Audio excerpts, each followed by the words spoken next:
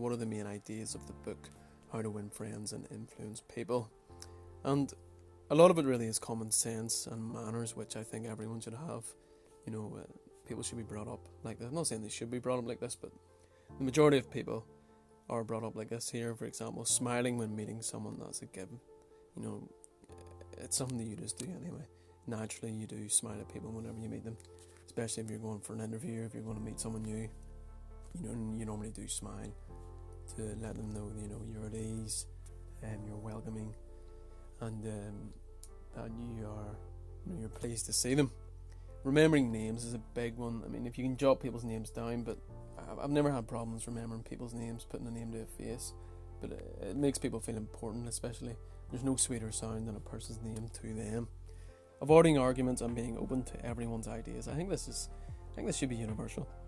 I don't think we should have to read a book to acknowledge this, and I think this is not to be a spokesperson in political or world issues, but I think this is I think this is probably the biggest problem we have in the world today. Too many people are arguing and not being open enough to everyone's ideas, religions, beliefs, whatever it may be. So take that with a grain of salt. I don't need to go much into that there, but arguing with people, no one ever wins an argument, no one ever wins a fight, and you need to be open to everyone's ideas, because one day that idea might help you when you need it the most. Giving sincere praise to people instead of finding their faults. People are, how could I put this?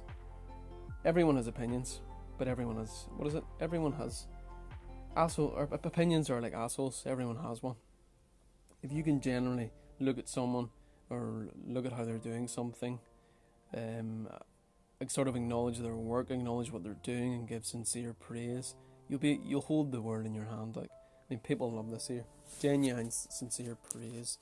People hate when you find faults with them, especially when you have a log in your own eye.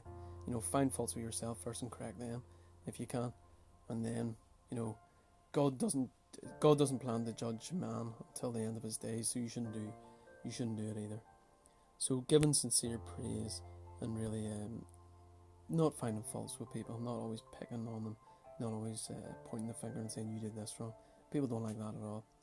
I suppose this book was written for the people that it was supposedly meant to be for people with good hearts. They weren't going to manipulate people. They weren't going to abuse this sort of information in order to get what they want out of people, but just to get along better and be open to everyone, and how to win friends and influence people. I suppose it is saying influence people, but influencing people for the better good, for the better good of yourself, your family, community, and the rest of the world, hopefully. So thanks for listening, guys, and I'll speak to you all soon again.